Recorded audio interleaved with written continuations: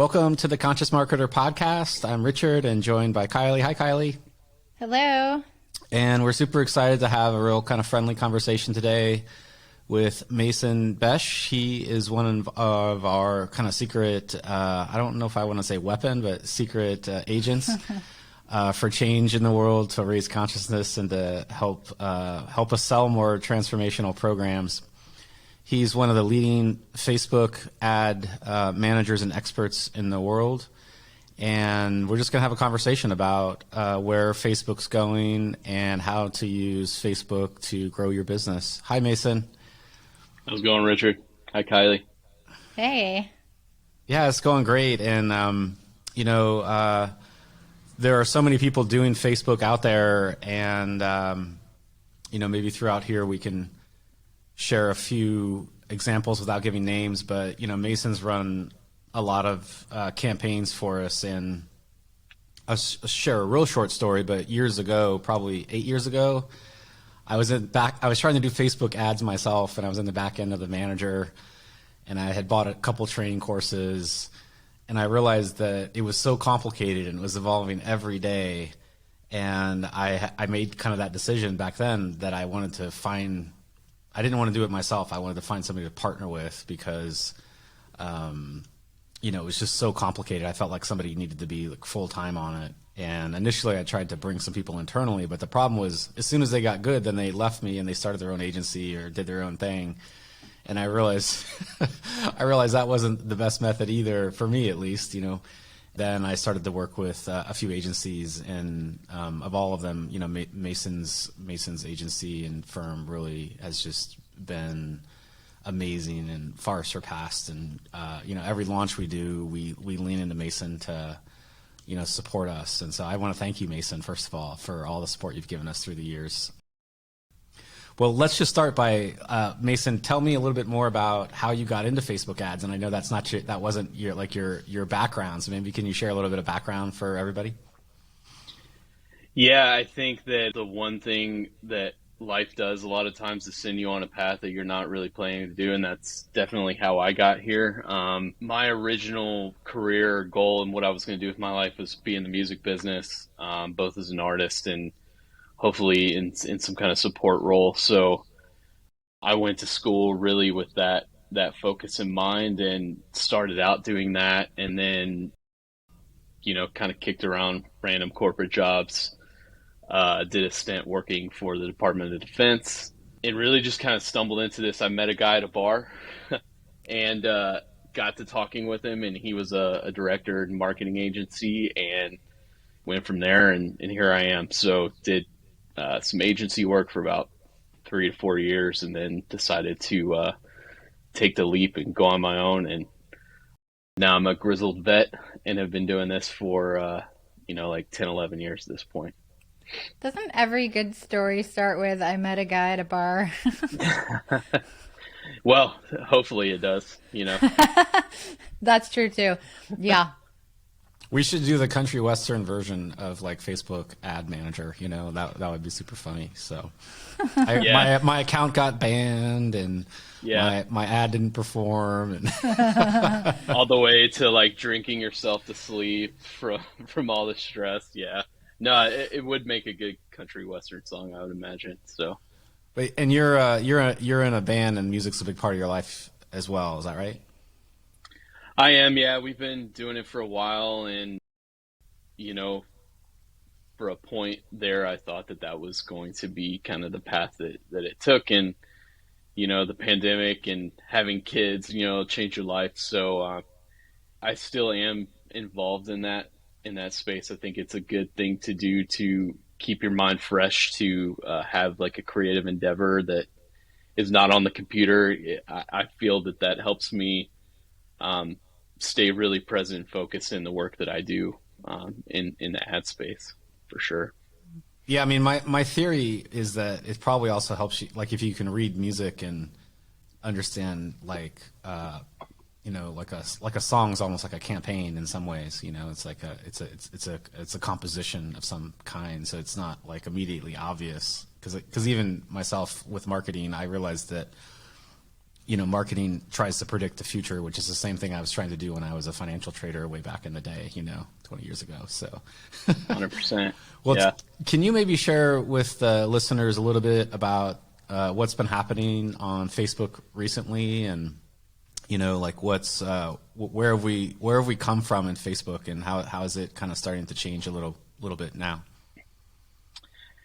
Yeah, well, I think Facebook has definitely followed like kind of what's been going on in the world ever since the pandemic happened. We saw a lot of like really fundamental changes to the platform, and quite honestly, that causes us as ads managers and as marketers like y'all to really think deeply about all the different moves ahead of time.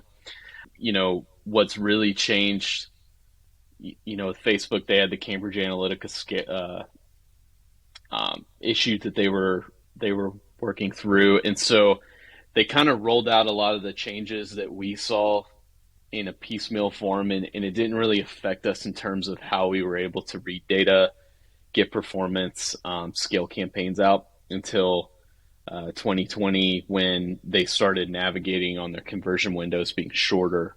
That doesn't necessarily mean that your ad performance was lacking. It just means what you were able to see changed in terms of how you're able to read the data. And then last year with the rollout, and it was really caused by Apple and their changes they're making to their privacy rules, allowing people to opt out of marketing. That has had a pretty overall negative effect, I would say, to results on the platform and how people are able to scale their business. Unfortunately, there were a lot of businesses that leaned really heavily on that data that the platform provided and being able to scale their businesses. And so for me, the real eye-opening thing is that, this all goes in cycles, right? Like, we didn't have Facebook ads 10, 12, 15 years ago, and there were plenty of people who were very successful running successful campaigns. So to a certain extent, it causes you to have to go back to the fundamentals and really think behind why you're setting things up the way you're setting them up, which I think is a positive thing overall. The really big takeaway, and if there's nothing that anybody takes away from this conversation that I have to add, it would be that it is vitally important for a business or a brand to really get a hold of their data internally, to be able to analyze that, to come up with findings of that, and then use the platforms that they're buying on really is just a funnel to pump folks in a way before that big change that Facebook's been going under. So there's been 2 rollouts, iOS 14 and 15, that have really, spurned this. So just the really big key moving forward is going to be folks really gathering their data and then coming up with key findings of that, and then using their campaigns to enhance that and grow. So I want to play devil's advocate here a little bit, because I remember when I came online 10, 11 years ago, there was this big thing. They called it the Google slap, and all these internet marketers got their sites taken down because of Google and de-indexed and all this kind of stuff. And I've seen so many things like this happen, and what I've noticed actually is it tends to favor good advertisers, usually people that are being kind of scammy and being kind of false promisey are disadvantaged by these changes, and people that really can create a good creative that relates, connects, and impacts people can sort of still rise to the top during these changes. And you are one of the only people that I go to ask to make my ads stronger, or to ask what angle do you think we should take for this campaign. And you're really, really good at it. You just spit it out in 10 seconds. And I think to myself, why didn't I think about that? Why didn't I think of that? What the heck? And I'm just curious if you could tell people 1 or 2 things that make a creative really strong, because now more than ever, people are going to need to be able to do that. Well, I think that it's not even something like, I don't think about it in terms of ad creative. I think about it in terms of conversation. So I think that most people are really conditioned to hone in on genuineness, whether or not they know they're actively doing that or not. And I think that most people can tell when they see an ad if it's, this is a genuine message. This person has good intentions. This is a product that's going to help and enhance my life. The person who's trying to sell this has good intentions. all that processing happens, I think, really subconsciously and automatically for most folks. I mean, and that's what marketing is, right? We're trying to elicit an emotional response, whether someone's aware of it or not, and entice some kind of conversion and click through action. So I think that at the end of the day, it's like a really kind of like a big psychology experiment. You know, how do you convince somebody to do something? And I think that most people are motivated by genuineness and wanting to feel that warmth and magnetism towards something that they want to find out about. So as long as that is, you know, that heart is put into it, I think that that's what leads to really successful campaigns and creative. You mean there's no secret formula? You just have to speak from your heart. Yeah. That Yeah. reminds This me. is the musician thing, you know, just be cool, man, you know?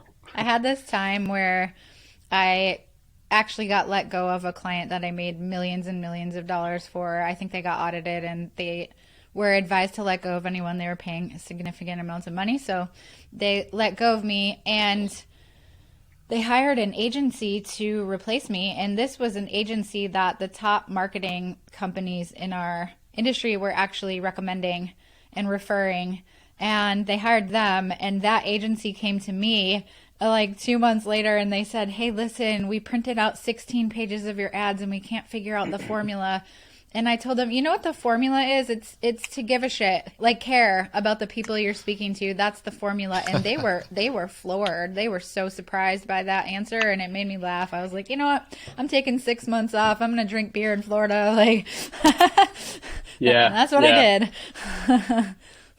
Well, I think that, you know, not to oversimplify what it is that we do, but I think that, and this isn't to knock any formulas or processes or anything from other folks that are out there, but you know, some system or process, it only works as much as you have good creative and the right kind of mindset going into it. And not to make it very woo, but I feel really strongly that that's really what allows things to be really successful is the intention that you put into it.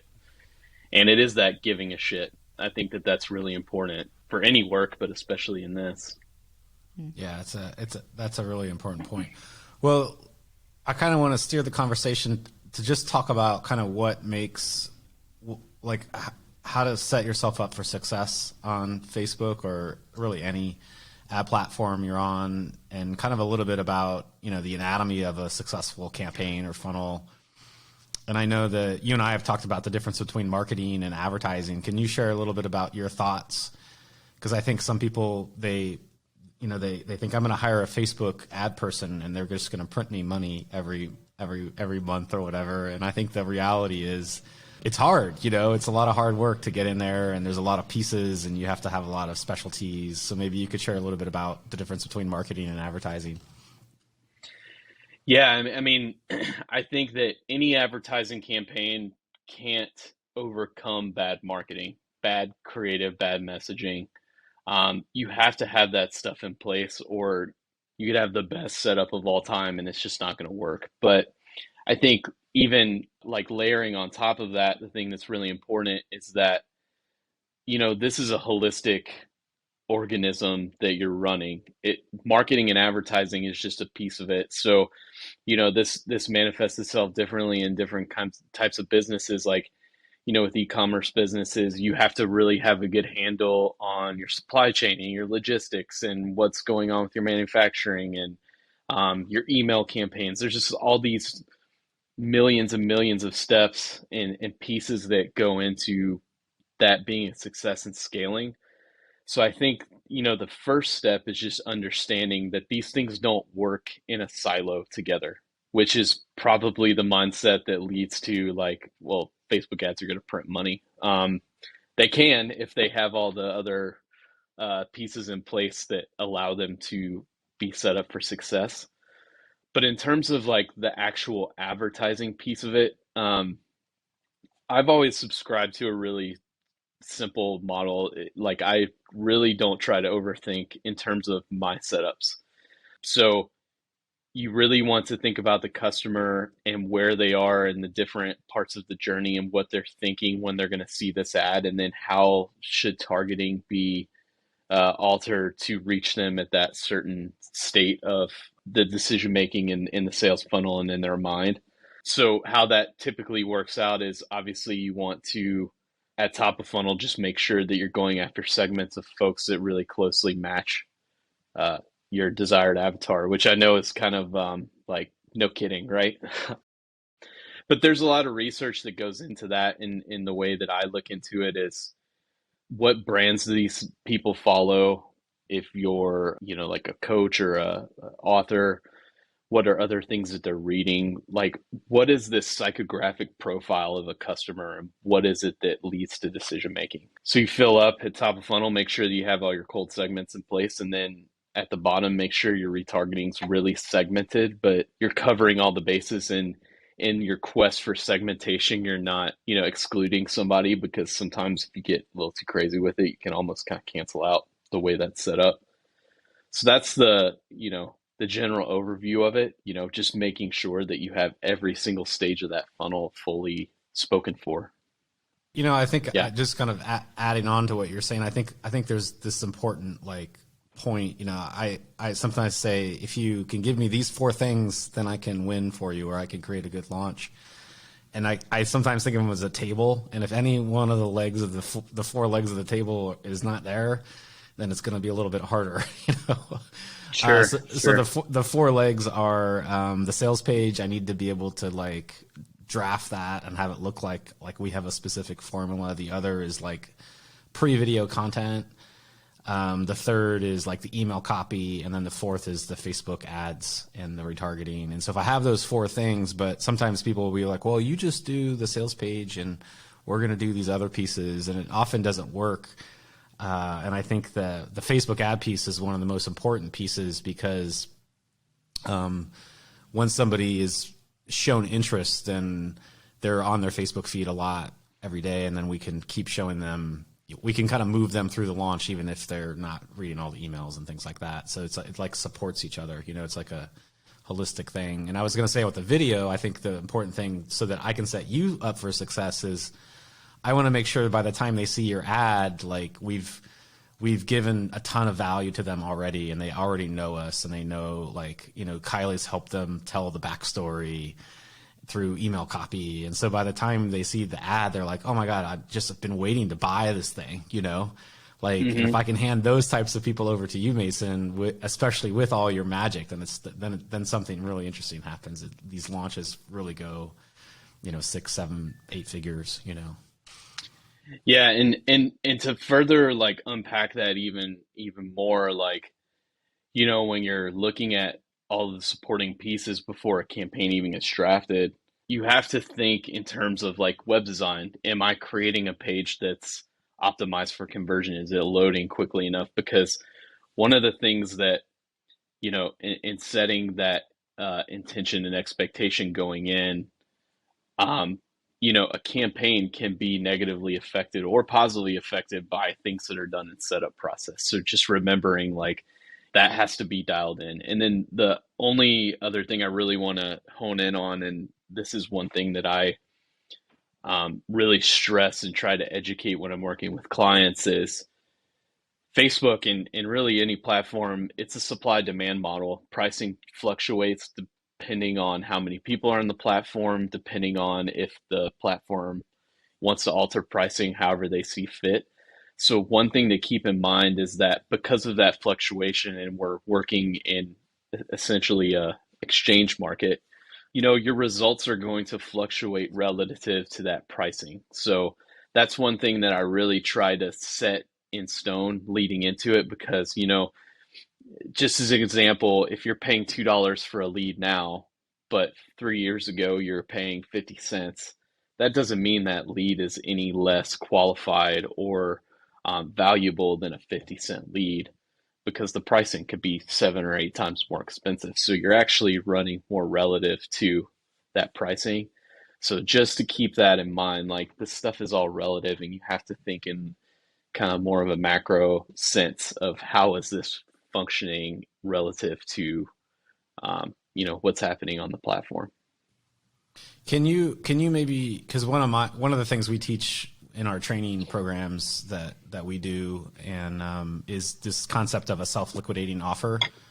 And can you share what that means and why it's so important, for people who are considering advertising? Well, the way I look at self-liquidating offer is, how do I get as close or profitable on my lead generation, therefore making your lead generation free. Um, so, really having a nice offer that's not too much of an ask on the back end of a lead.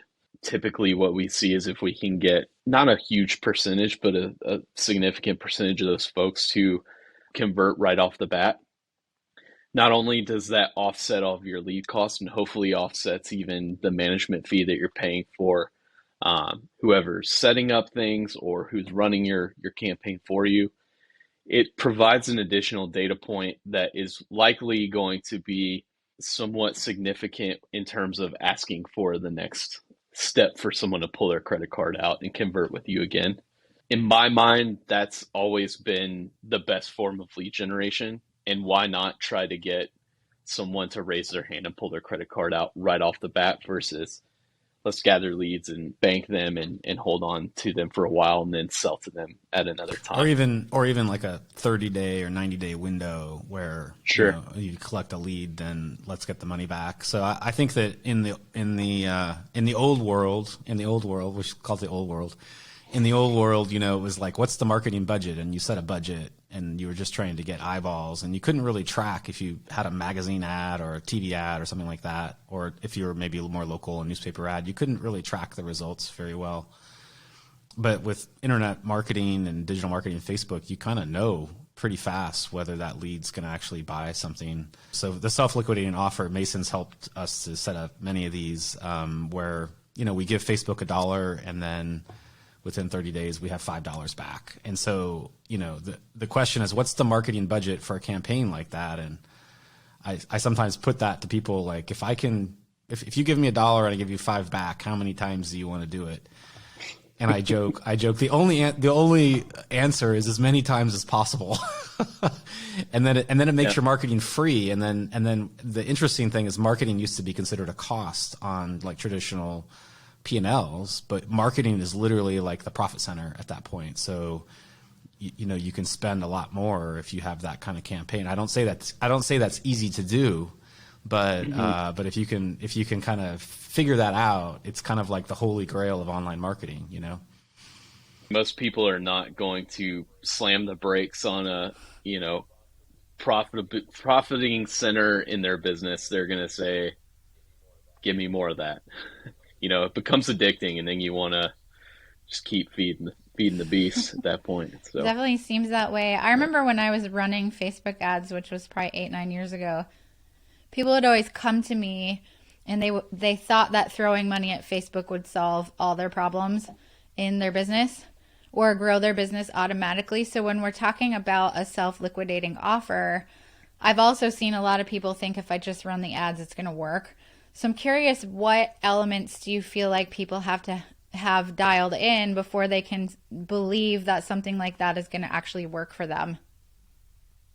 Yeah, well, I go kind of the step up to the marketing piece. So, when I start working with someone, I'll often just take a look at their page. And for me, I try to put on the hat of like, I'm a customer or potential customer of this offer. How does this resound with me? So we look at, sales pages. Is this connecting the why with the next call to action? That a lot of times will be the reason that a campaign won't work. And you can, for the most part, start to predict that out before things even get launched. That way, you can send it back for an additional step in review. But to me, it's just getting a good feel for what the offer is. I tend to think like if I'm having a hard time making that connection, then it's probably likely someone else is too. And so we, think about it more fundamentally and esoterically than, what the results are going to be at that point. Can you share a little bit about how you scale campaigns? I know we've I don't know what we spent last year. Actually, you probably know that, but over 7 figures on like single campaigns and things like that. So can you share how you scale campaigns? Because I know like something can work when you're running like $20 a day, but then if you're like, okay, I want to run $1,000 a day, like what's the science behind successfully scaling a campaign? Well, I have several different factors that I'm looking at all the time, and I also at this point have like developed my own attribution modeling to help out with some of the data loss as well. So there are certain types of patterns that you will see in a campaign that indicate that it can handle additional scale. So, this is to me where some of the like art and music of this comes in because to be honest, some of it's off of feel. Sometimes you will push a campaign a certain percentage based on a formula that's spitting out that you've developed and it says scale it this much today. But then sometimes, I think like, no, I can take more, so let's just go for it. And a lot of that comes into what kind of margins are being spit out, obviously how the conversion is happening on the site, what CPMs are doing in real time, which is the rates that the ads are coming in. You can kind of watch that on a chart, so to speak, and it's fairly consistent in the course of like a small period of time. Looking at click-through rates, because you're also looking at all these different factors all together to indicate, hey, I might be burning out of creative. I need to go back and get more in order to cycle through this and keep this going for a long time. There's a lot of different factors in terms of like what your audience size is. You can always know, have I reached at a bare minimum the hit my reach for this audience's estimated reach? So there's a lot of factors that go into kind of calculating in real time how you're going to push things. I would say that my approach is mostly conservative. Like I don't take too many chances, but I feel like there are times when you can tell when something can take a little bit of bend and push, and most often those risks, if you will, turn out to work pretty well. I know we have a lot of listeners here who may never have run a Facebook ad, or who are considering like, can I do this myself, or should I buy a training program, or should I hire an agency? What would your advice be for somebody who's like, I need to get into this ad game, but I'm not exactly sure how to do it? My advice is definitely try to educate yourself as much as possible about how campaigns work, how the platform works, because from my perspective as a media buyer, I actually prefer it when the clients and folks that I'm working with understand quite a bit of what's going on, because oftentimes when you're trying to convince someone to really lean into scale and pump more budget into their business, my preference is that they really understand why they're doing that and how that affects the business as a whole. So, there's some training programs out there. There's some folks that I think put out really good information that you can follow. One of them, just a name drop, would be Smart Marketer, which is Ezra Firestone's group. They always put out really solid content. I think they approach it from a very straightforward space. To me, the best way to learn this is to get in the platform and learn it yourself.